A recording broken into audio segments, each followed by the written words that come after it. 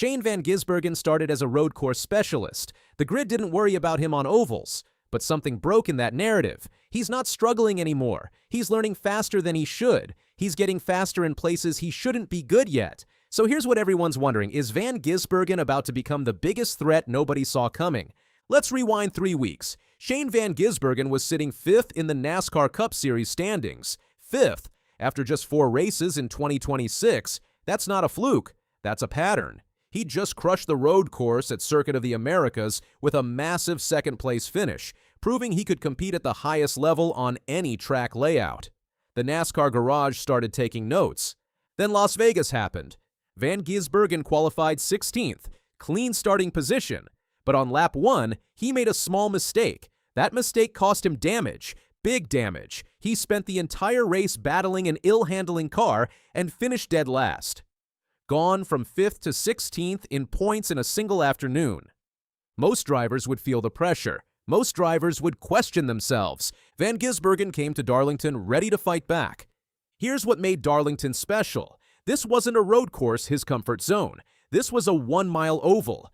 The lady in black is famous for one thing. She doesn't tolerate mistakes. She eats up cars and dreams. Van Gisbergen came here with 3 previous starts and finished 26th, 20th, and 32nd.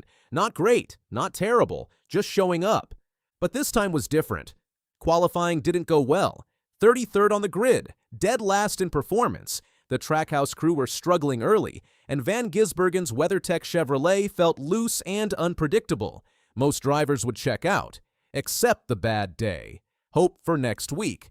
Van Gisbergen had other plans, and that's the thing about how he operates. Most rookies who crash at Las Vegas and drop from 5th to 16th would spend the whole week worrying. They'd second-guess the team. They'd question their setup. They'd show up to the next track already defeated. But Van Gisbergen flipped the script. He treated the Las Vegas disaster as fuel. He watched the tape. He studied what went wrong on lap 1. He came to Darlington mad, but focused. There's a difference between angry and desperate. He was angry. Desperate drivers make mistakes. Angry drivers execute. He showed up ready to prove something to the garage, ready to prove something to himself. Stage 1 ran 111 laps. Van Gisbergen spent most of it grinding, fighting to stay on the lead lap. Then a caution came out on lap 111 when Denny Hamlin rear-ended Eric Jones. The collision was violent. It sent the field scrambling. But Van Gisbergen had already positioned himself perfectly. He earned the lucky dog free pass and got back on the lead lap. Most teams would celebrate getting a free pass. Trackhouse Racing used it as a springboard. By the end of Stage 1, Van Gisbergen was 25th, 5th car off the lead lap. That's not accidental, that's execution. Stage 2 was where SVG started to show what he'd been working on all winter. His car got better, his feel improved, his confidence grew. He finished Stage 2 in 15th. Now we were seeing the real Van Gisbergen, the one who won road courses, the one who could wheel a car when it mattered. Then on lap 197, chaos erupted again. Connor Zilisch tipped Riley Herbst into a spin. Another yellow flag, another restart. And here's where Trackhouse Racing made a gutsy call. Instead of pitting, they stayed out. That aggressive move put Van Gisbergen 4th on the restart. 4th.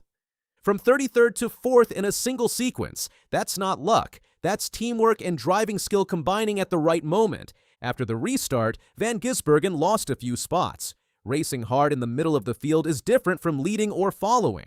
Traffic is tighter. Mistakes are punished. But Van Gisbergen managed it. He stayed patient. He protected his tires. When his team finally called him in for his last pit stop with 51 laps remaining, they put him on a conservative tire strategy. They weren't chasing the win. They were chasing consistency. He crossed the finish line in 14th. Tyler Reddick won the race. Brad Keselowski finished 2nd. The usual suspects up front battled it out. But Van Gisbergen did something more valuable. He sent a message. Here's the thing about Shane Van Gisbergen learning NASCAR. Last year was his first full-time season in the Cup Series. He'd raced in Australian supercars. He'd won at Bathurst 12 hours. He'd posted podiums at Daytona. But the Cup Series is a different animal. It's 36 races a year. It's learning every track's secrets. It's understanding how to manage fuel, tires, traffic, and pit strategy simultaneously. In 2025, his rookie season, Van Gisbergen struggled early on ovals. His first 10 oval races included finishes of 31st, 34th, and 32nd at Phoenix, Las Vegas, and Homestead. He was getting lapped. He was struggling to understand how to drive stock cars in traffic. Then something shifted around lap 500 of the season. After that rough stretch, Van Gisbergen had 9 top 20 finishes in his final 20 oval races. He scored 5 top 15s. He grabbed his first intermediate oval top 10 at Kansas in September. Drivers started noticing. Other competitors started seeing the progression. Denny Hamlin said the trend was obvious. Van Gisbergen keeps getting better. Now in 2026, he's not just better, he's threatening. Through 7 races, he's sitting 14th in points with 1 top 5 and 2 top 10s. After Darlington, other drivers are watching closer. Drivers in the garage started making comments about Van Gisbergen's speed. They said he wasn't just dangerous on road courses anymore. They said they could see the improvement. They said he was adapting faster than guys who've been here 10 years. When other drivers start talking about a guy like that, it means something. It means they're watching. It means they're worried. One analyst even said it best. The trend is continuing that he keeps getting better. But here's what makes this different from other drivers improving. Van Gisbergen isn't just getting marginally better. He's not grinding week to week and improving by tenths of a second. He's jumping levels. He went from 32nd at Darlington to 14th in 1 year. That's not typical progression. That's accelerated learning. That's dangerous. Darlington proved that. A 33rd to 14th performance on a 1-mile oval isn't about luck or strategy. It's about a driver understanding how to handle the car, manage the race, and execute when it counts. It's about knowing when to attack and when to be patient. It's about reading the other cars around you and knowing exactly what they're going to do before they do it. That's why the rest of the grid is nervous, because this isn't slowing down anytime soon. Shane Van Gisbergen came to NASCAR as a road course specialist. 5 consecutive road course wins in his rookie season. That was the narrative. Road courses, special events, not a consistent weekly threat on regular ovals. But the narrative is changing. He qualified 5th at Martinsville after Darlington. That's a career-best qualifying run. He raced inside the top 10 for most of that race before finishing 11th. He's becoming competitive in places he had no business being competitive. The reason is simple. Van Gisbergen is a fast driver learning the system. He's got Trackhouse Racing supporting him. He's got a crew chief named Stephen Doran helping him understand what the car needs. He's got feedback from other teams and practice data from every oval on the schedule. And he's hungry. This is what the NASCAR grid needs to understand.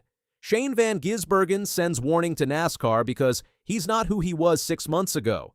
He's not the novelty road course driver. He's not the guy who shows up at street courses and disappears on ovals. He's a learning machine turning into a weekly threat. By the end of 2026, if this progression continues, Van Gisbergen could be a consistent top 10 threat. By 2027, he could be fighting for playoff points. By 2028, a championship wouldn't shock anyone. That's what the grid saw on Sunday at Darlington.